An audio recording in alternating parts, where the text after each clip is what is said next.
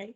So first of all, thank you all for coming. If anybody else does join in, we do normally get a few sort of stragglers. Then if somebody else can admit them, that would be great, just because obviously I can't see anything other than what you guys are seeing right now. So this case is a bit of maternal history for you. This lady is a gravida 1 paranaut, 22 years old, BMI of 22, booking blood pressure of 85/67, no allergies at all, hernia reparal, aged 8. Her last ultrasound was done for reduced fetal movements at 39+5, cephalic, normal fetal growth, Dopplers and Lycor, and weight under the 90th percentile. Sorry. She's a late booker at 17+6, and they believe the reason is because she was in a different country visiting family for a little while before after she found out she was pregnant, but didn't get any care where she was. And in terms of her bloods, she's B positive, admission HB of 111, platelets of 263, white cell count 10.9, and her CRP was 19. Any questions from that at all?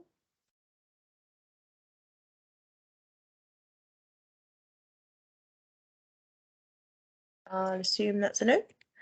So in terms of her antenatal history, she was admitted 5 times due to hyperemesis between 14 and 19 weeks. This was varied between Hope Ward and also A&E, dependent on how long it had been going on for, and puke score for whatever reason.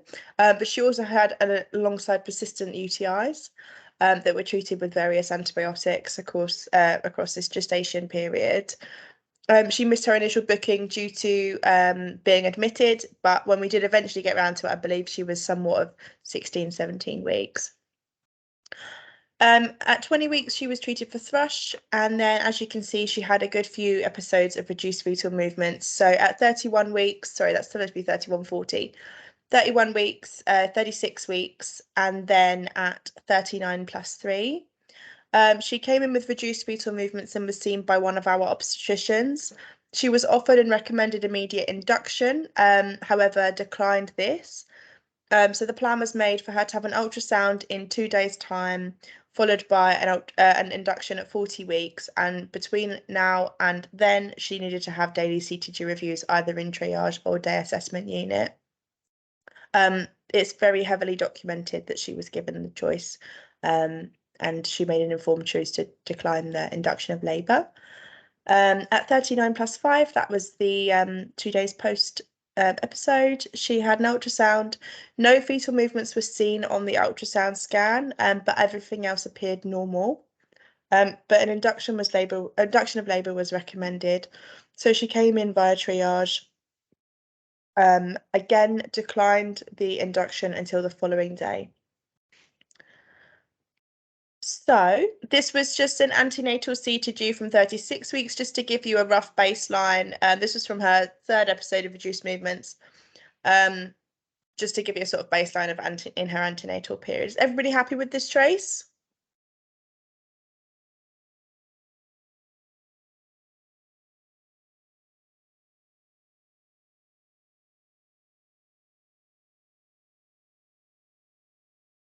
Can say yes, can say no.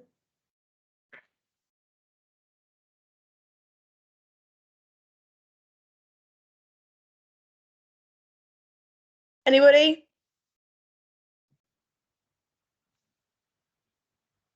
I'd be happy with that, Cara. Beautiful, so would I. Cool. So this was her triage CTG following her ultrasound at 39+5. What about this one?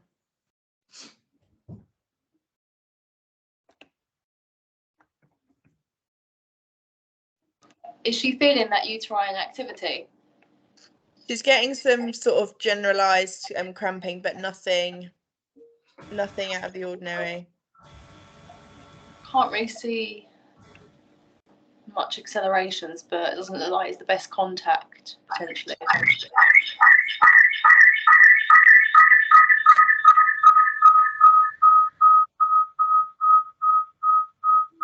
So also, I think you're there we go. Stop now. Perfect. So yeah, would we be happy to admit though, following this, would anybody have liked to kept it on longer, or? Given the history, I'd like to keep her on a bit longer. Personally, what's the guidance in regards to reduced fetal movements? Is it an hour, or is it just when criteria meets? So it is within when criteria meets. However, in this instance, if we've had reduced fetal movements for a good period of time now, there's been none seen on the antenatal scan either. Now, personally, if this was the case, I would leave this on for an hour so that we can determine the short-term variation properly. So just as a reminder to everybody, the STV rate that we rely on quite a lot in terms of showing us whether or not this baby's going to go into any kind of distress, that is only valid after the lady's been on the monitor for 60 minutes. So in this instance, I personally would have left it on for an hour, just to be able to get an accurate STV. But in terms of our guideline, I think it is that we can take them off when criteria has met.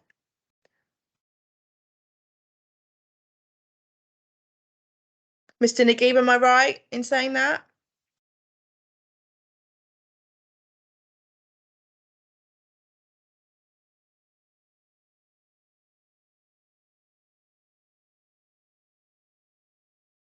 I'm going to assume yes and move on. Okay. So she was then admitted to the antenatal ward, and just to clarify, we've got confidentiality of this woman, so none of the dates or anything are recorded in the entire session today. And if anybody wishes to discuss this case with me afterwards or anything like that, then please feel free to.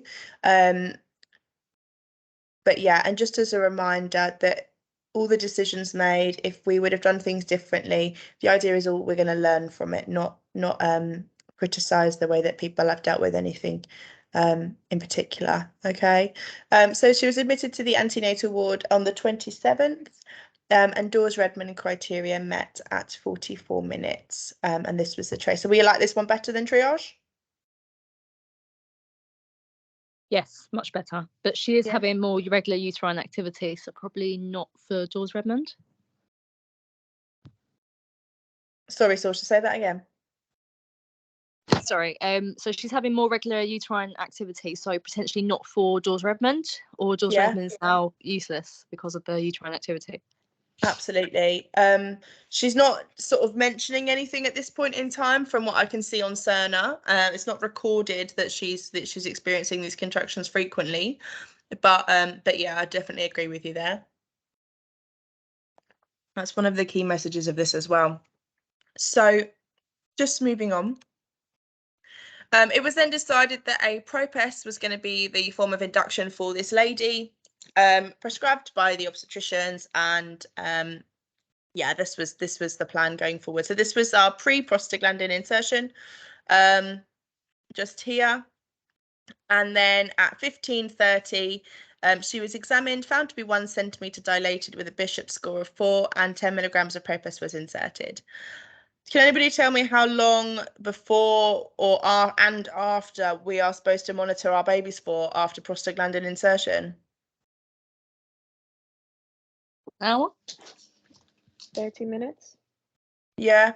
So the sort of guidance, if you like, is that 30 minutes of CTG monitoring prior to prostaglandin insertion, and then up to an hour afterwards. An hour being sort of your gold standard, if you like.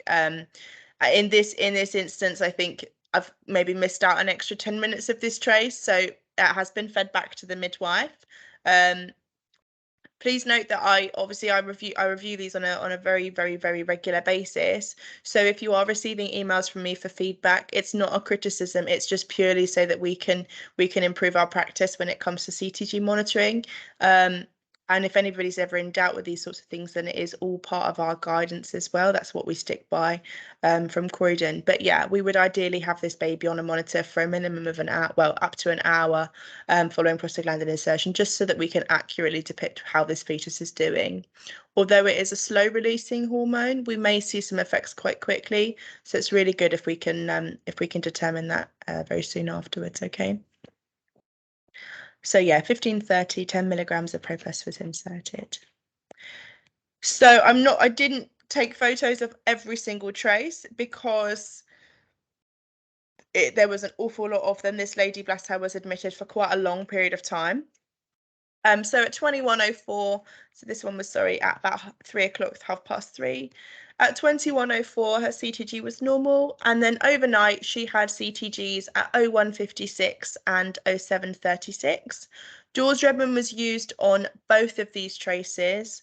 So again, I've made posters and they are around the unit, and this is something that I do sort of say on every single one of these reviews. Dawes-Redman is not accurate after prostaglandin insertion of Propest, Prostin or anything, as well as when women are contracting. It depicts it correctly. It's not supposed to be used for that because it's not an accurate representation. So please do feed that back to all of your colleagues that we shouldn't be using Dawes-Redman post any kind of induction. So yeah, the CTGs overnight, but they were both normal. And then the day shift CTGs were done at 11:53 and 2:17, also normal. Propus was removed a little bit later than we would have liked.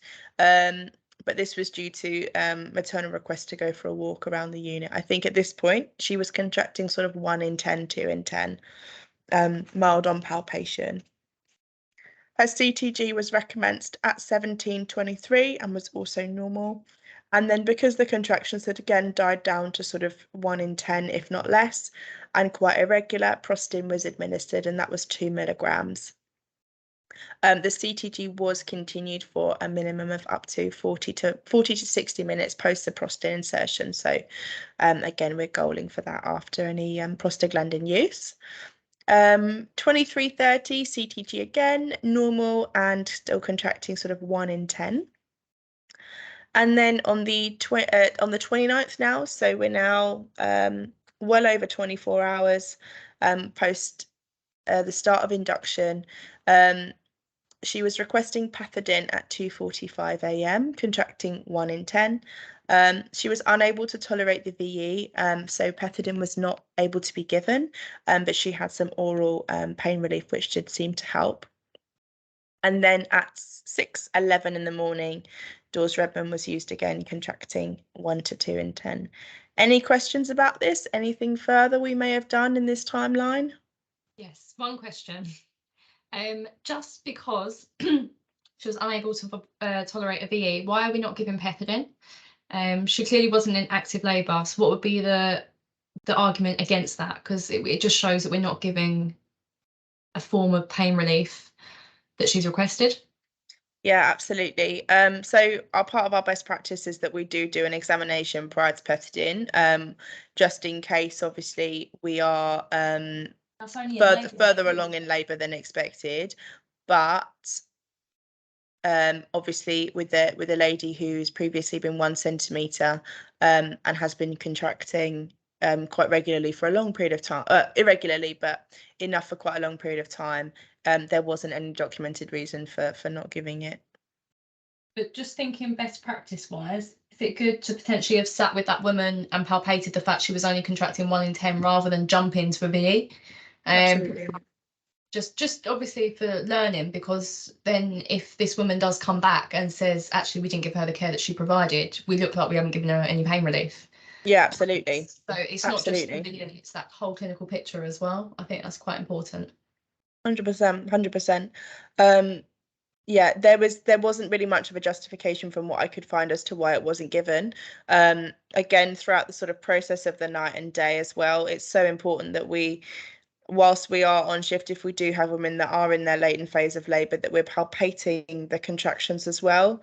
Because how often are you sat on an antenatal ward and either the partner comes up and says that she's in pain, she's contracting and whatnot. And sometimes they'll say she's contracting a lot, and actually we're palpating maybe 1 in 10. But it's so important, you know, as I say again on every single one of our reviews, machines are wonderful things, but actually we as clinicians should be able to do most of the stuff that a machine can do too. And that does include palpating a contraction or sitting with that woman for a period of 10 minutes and doing so.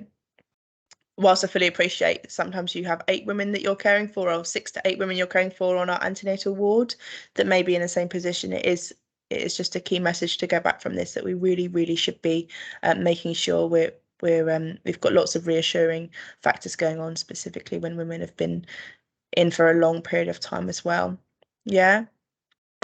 Cara, can I just go, was this woman offered any pain relief prior to this? Because if she wasn't, I wouldn't, you know, I would be this midwife and be like, okay, can we try something else rather than just go straight for the pethidine? So I don't, you know, the whole picture isn't apparent to me in terms of pain relief offered. I think she'd had some paracetamol in the morning, and then we do this bundle, I think now, where all of our obs regs, they'll do a sort of care bundle of different things like dihydrocodeine and whatnot. She'd had some paracetamol in the morning, I believe, and then when it got round to requesting pethidine, because of the fact that she was unable to sort of have the examination, that's when they offered dihydrocodeine, and that did appear to work quite well for her, which was a positive. But yeah, totally agree with both of you there. She hadn't requested anything up until then, so I don't know whether anything additional was given other than that paracetamol. Just noting that though, from the Ockenden report and probably from the Kirkuk report that's coming soon, just sitting with the woman and communicating, that's the biggest part of this. Like, she might not even need anything. This is scary and daunting for these women who I don't really understand what's going on. It's quite normal for us, we desensitize ourselves from it, but just sitting with that woman and understanding what she's feeling and how she's feeling. When you're scared, your pain increases anyway. So I think being aware of that, if these women are stuck on the ward for days on end, it can be very frustrating and annoying for them. So I think sometimes just giving them the opportunity to communicate with you, and I think that'll really help. Absolutely.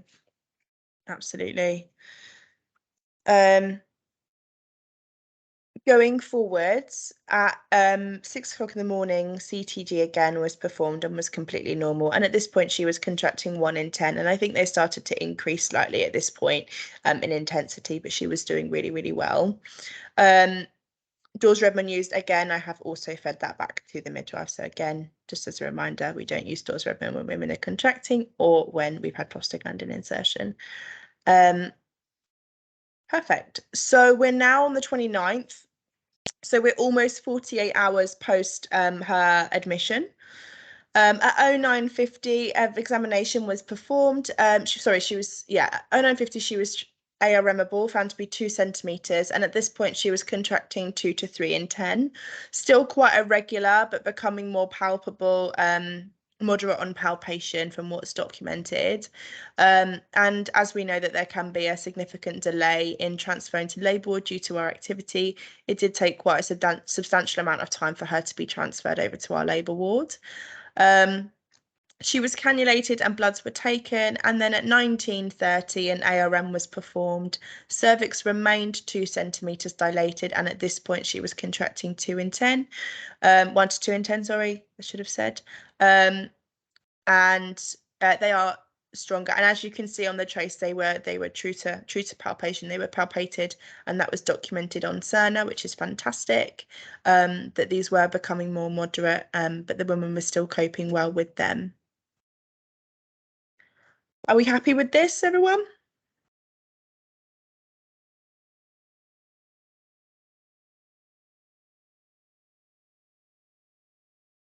Yeah. Perfect. So this is now from 1940 onwards. What do we think about this trace?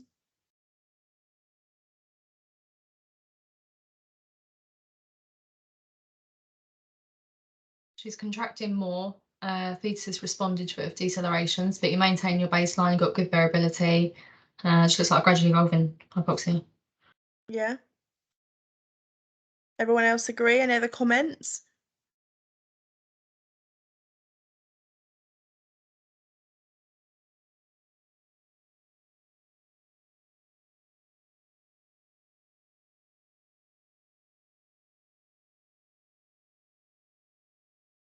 Okay. Do we agree with the classification as variable decelerations?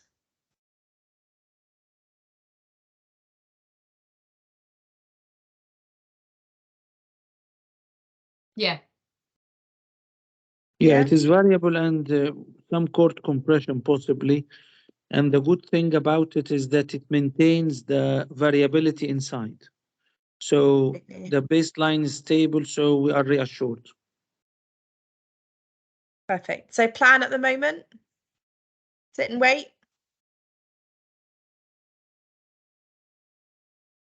She is contracting too intense, so you know, how long she's 2 centimeter when? 2 centimeters at 1930. 1930, we are 20, so we can give it a little bit of time. Yeah. It's a Yeah. minimum of 2 hours, yeah. Yeah. Perfect. So moving on slightly, so at 21:05, the obstetricians and the midwife in charge did a ward round, and the plan, due to her increasing contractions, was to actually allow 4 hours post ARM, to allow the woman for some more time, and then IV fluids to be commenced. At this point, the woman was getting increasingly more distressed. The contractions were reported to be stronger on palpation, and due to maternal discomfort and request, an epidural was recommended as part of that plan. Yeah. What are we thinking with this one? Are we happy with that plan? Are we happy with the monitoring? What's our baby telling us at the moment? Yeah, we are happy with the plan. Yeah. Yeah. Fabulous. Only the pulse needs to be noticed at 100 to 120. So maybe as Sorcha said, the pain. So epidural is good. Yeah, definitely. Yeah. Yeah. Cool. Also really good practice to keep our maternal pulse oxes on if we have them on the CTG trace, just so that we can determine if we are having any decelerations, that we are definitely picking up the fetus as opposed to maternal pulse. That's another thing that we see quite regularly. And as much as we don't want to keep women with their monitoring at all times, if you do have any concerns with the CTG, it is really, really important that we try and get those pulse oximeters on. Okay. I appreciate some of the CTGs don't have them, but I'm currently trying to move them around so that all the ones that need them are in the right place. So 21:15, IV fluids are started, and 21:50, this lady is sat up for her epidural. Note her blood pressure has now increased. So at 21:48, her blood pressure is 132/95. This is considered due to maternal distress. But if we think back to her booking blood pressure at sort of 85 as the systolic, this is something that we want to try and get under control as quickly as we can. Yeah, what about this, Trace? Are we happy with this still?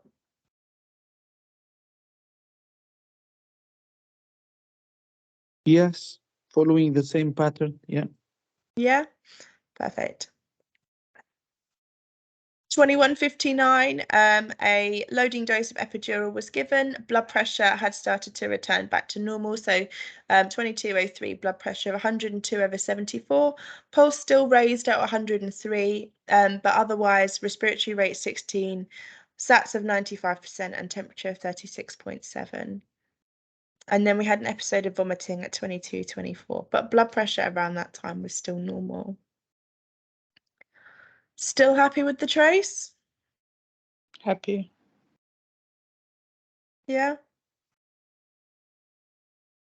Perfect. Okay, what about here now then? So 23:15, she's the contractions have reduced now to 1 in 10, but long and strong on palpation. What's our baseline? Colour was the Lycor. Clear. Clear. Still clear. Okay. Just carry on. Yeah, it's fine. Baseline increased. Is it? No, it's the same, I think. If Same not, a one. bit less.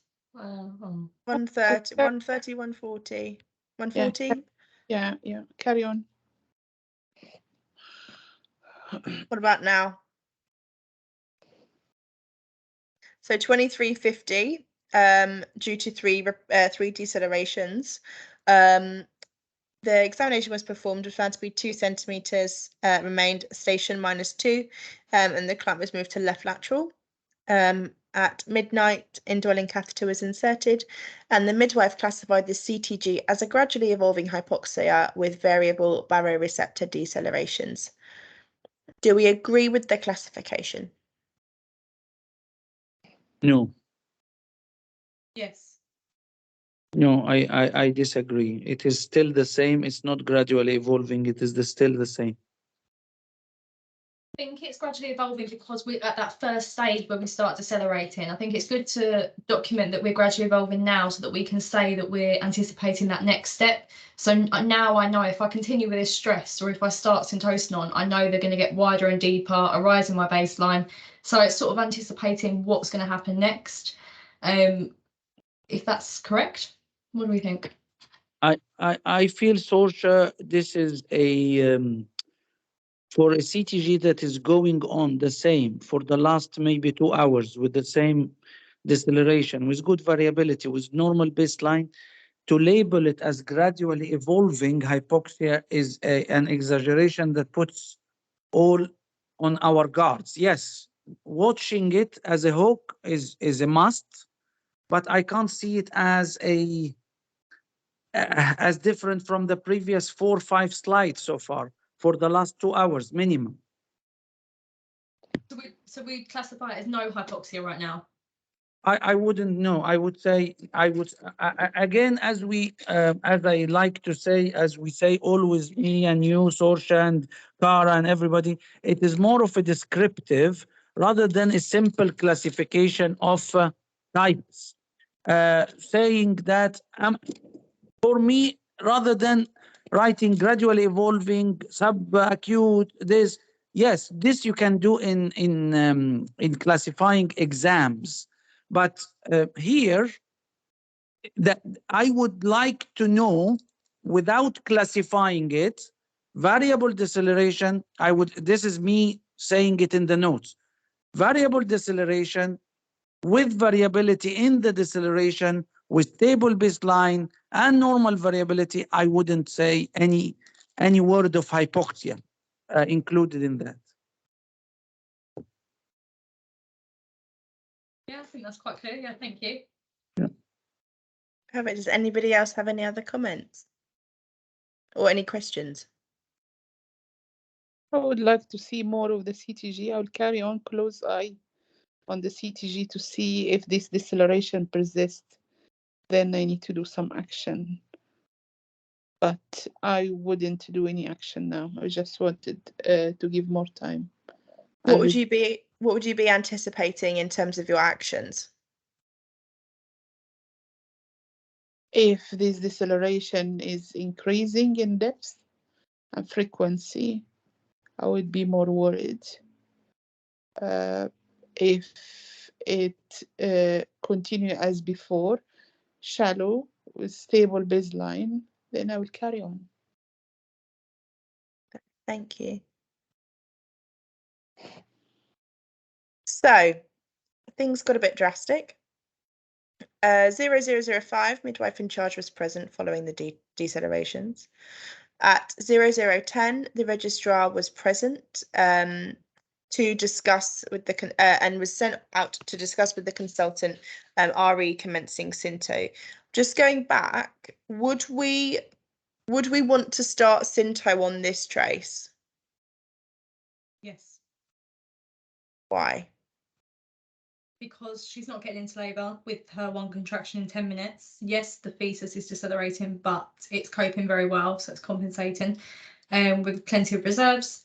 And you wouldn't want to just section her at 2 centimeters by not giving her a chance. It's the old saying, push the fetus a little bit. Yeah, anybody disagree? Anybody would have said actually no, they'd want to wait and see if it got a bit better before they started Synto? How it will get better if she's not contracting?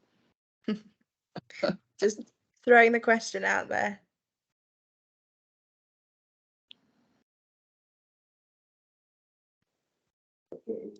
I think in that situation, I agree with Sorsha.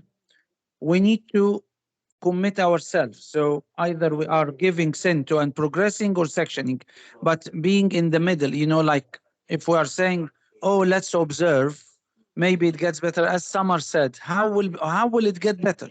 It will not get better, definitely. So it is one of two things. Either we commit ourselves and give it a Synto because the baseline is stable, as Sorsha said, the deceleration are having variability. It seems to me like cord compression. The bottom of the deceleration is with the top of the contraction, or we say it's a cesarean. But as Sorsha said again, are we sectioning this woman for that race? I don't think so. So I think Synto, and watch the Synto carefully. So not Synto and that's it. No, Synto with like really vigilant eyes. Absolutely. So we'd want to be in the room with this woman at all times. At 0025, the emergency bell was pulled. And at 0033, decision was made to go for an emergency cesarean section. Pre-meds were given at 0036, and then the client was then transferred to theatre at the end of this trace. What could my big thing here is, what could we have done differently to what's been done to either prevent this or to not prevent it? What are our opinions here?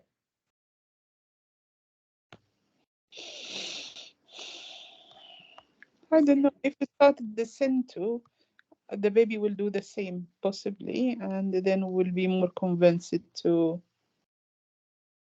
the decision of the cesarean section. Yeah. Is it not Anybody want to give to butylene to this, Trace? Yeah, No. I'd rather wait. I think we've not really given her much chance. We've waited for one deceleration, which has great variability all the way through. And yes, we've made a decision for emergency section, but potentially given some terbutaline and tried again. What at all? Sorry? Contracting? Why you give terbutaline?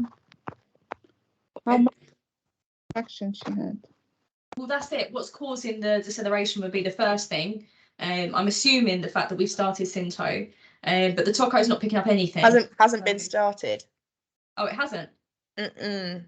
At all? No. All right. Okay, my bad. Decision Synto, isn't it?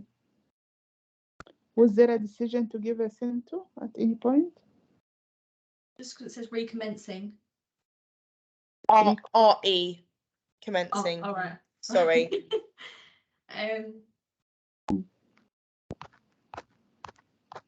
I mean, giving terbutaline is not wrong, yes, but again, we are concentrating on a small bit.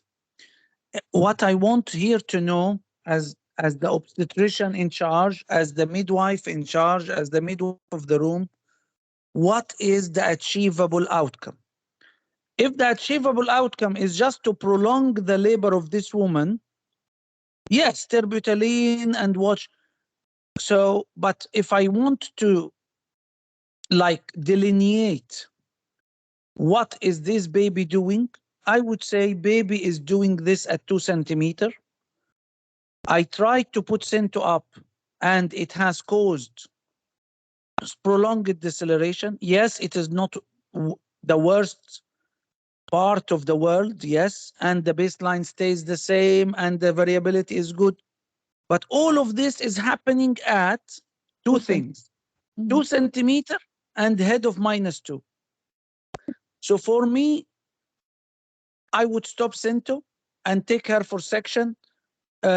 not because of I am really worried about hypoxia here, like I am really worried. No, but I have no options here. I either leave her to contract on her own and decelerate gradually, and the baby will be tired by the morning, and still I will be 4 centimeter, or I give Cinto and the baby will decelerate badly, and I will have to go to Cat 1. So I think here cesarean is appropriate, not because of worry of hypoxia, is because there is no other option except doing this. Yeah, I agree. Yeah. And if we had, like in this particular one, I know we discussed this last time, but in this particular one, if I had Stan, it might have prolonged the labor itself. But I am not sure whether, again, I would have achieved anything with 2 centimeter and -2. So in my opinion, there is two things here: deceleration in early labor, and number two, I think I heard she was decreased fetal movement or something. That's it, or Yeah. not? Yeah. This was the 4th episode that was the reason for her induction. Yeah. So she's Fourth had episode. Yeah. prostin. Yeah. So 4th episode of decreased fetal movement. Number 3, I am strongly suspicious of a cord around the neck here. That is, every time she will contract, it will squeeze somewhere or another. So I'm not going anywhere. So I agree with the decision. Yeah. Me too. I agree. Yeah. Perfect. Anybody want to guess the APGARs and gases? Is there any CTG from theatre? No. So this baby was born at 0100. It's documented that there's a CTG performed in theatre, but I can't find it anywhere. And it may have, I'm assuming what's happened here is they've gone into theatre, put the trace on, and then it's not come back out of theatre. So it's gone missing. 726 and the APGARs of 9, 10, 10. Yeah. 10, 10. Who said that? Me, Kiara. Just wanted to be different. What did you say? 8? 8, 10, 10. Okay. I think it is Perfect. delivered with me, I think, in my shift. And Really? I think so. I think I've seen the CTG before. I think the baby came fine. Yeah. Let me put you out of your misery. 9, 10, 10. Baby born at 0100, 3045 grams, and core blood gas is completely normal. So venous pH of 7.3, arterial pH 7.2, and base excess of -1.7 and -3. Perfect. Perfect. No, very nice case that shows the cooperation between the thinking about the CTG and the management of labor itself. And to be honest with you, not only management of the labor ward as a total one, where some people manage individual cases, while this case can be managed parallel with another one who might be fully into hours and so on. So this case, we can prolong the labor, but without any benefit. So no, very nice case. Can I ask, would we have done anything differently if this was a multip?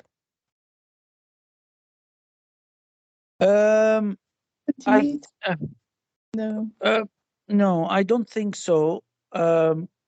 Maybe I might have left her to contract a little bit more on her own without Cento, possibly. But I don't think so.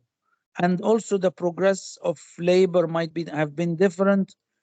And also I noticed, and I share with you this in this forum, is that in many episodes now I see the epidural going in and the catheter going in an hour later, and I still don't understand that. This was 2 hours, this one. Yeah. So I didn't know that this is 2 hours, but I am noticing this again and again and again and again. And I am really, really encouraging people to put the catheter as quickly as possible. The full bladder slows down the uterus. Similar to when the uterus is relaxed and there is a PPH, you put a catheter in to empty the bladder, which makes the uterus contract. So the full bladder is acting as a counter effect on the contracting uterus, number one. Number two, the epidural has already acted. So she might go into retention. So I hope this goes into the message that goes weekly or whatever.